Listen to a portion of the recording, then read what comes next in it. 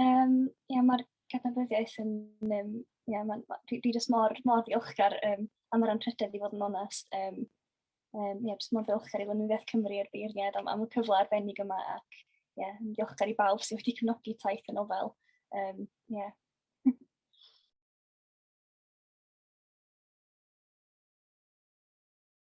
Ar ran fy nghefndir i, dwi'n dod o Benygroes, Dyffryn Nanlla, nes i fynychu ysgol Dyffryn Nanlla, ac ar hyn o bryd dwi'n astudio Cymraeg ac Athroniaeth mewn ysgol Caerdydd ac yn mwynhau hwnna'n arw.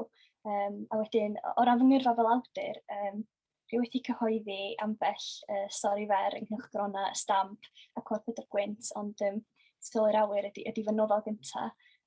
Nes i sgwennu rhywfaint ohoni hi pan o'n i'r ysgol a wedyn i chwblhau hi o gwmpas 2020. Achos o'n i'n ffodus iawn, nes i gael cyfle, nes i derbyn ysgoloriaeth awdur newydd Llyfr Cymru 2020 mwyn datblygu'r nofel ac yn hynod ddiolchgar am hynny.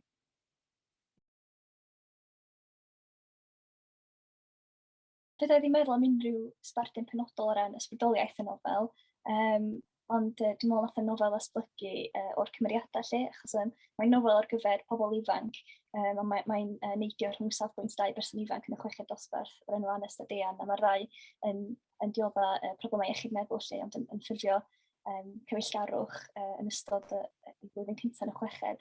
Felly, cymeriadau o'r gyntaf wedyn y stori ddatblygu, wrth iddyn nhw ddatblygu mewn ffordd o'i hamgylch nhw. Hefyd, dwi'n meddwl bod yr iaith, mae iaith un o'r cymeriadau'n llawer iawn ac yn dafodiaethol iawn, a dwi'n meddwl bod tafodiaeth ar iaith yr ysgol bob dydd wedi dylanwadu ar y nofel rhywfaint hefyd.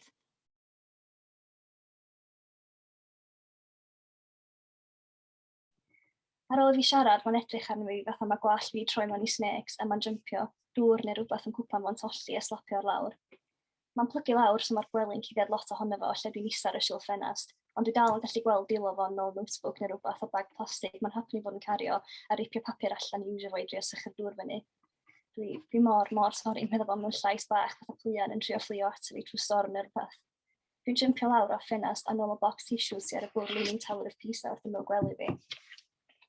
Ynda, medda fi, a lluchio bocs ato fo. Fe ddim yn dal o ddo, dwi lof am y gafel yn un byd wrth i'r bocs crasio disgyn o'r traed fo. So ti'n mynd chwarae rygbi then, medda fi. Mae'r hogyn yn gwenu, ond diolch yn deud dim byd, ddim yn even sbio arno fi.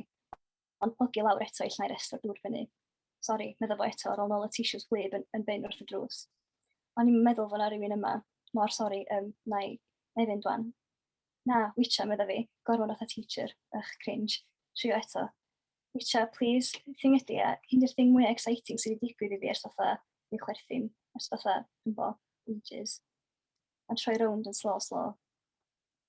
Oce, medda fo, llgada fo'n fflio rownd bob man heb lawn dan gwyneb fi. Dwi'n jympio nôl fyny ar y silff ffenast. So beth ti efo'n hwnna, medda fi, a pwyntio at y notebook sy'n ôl yn plastic bag fo. Sy'n dal yn dripio'n dŵr, dwi'n meddwl, achos dwi'n gallu clywed o.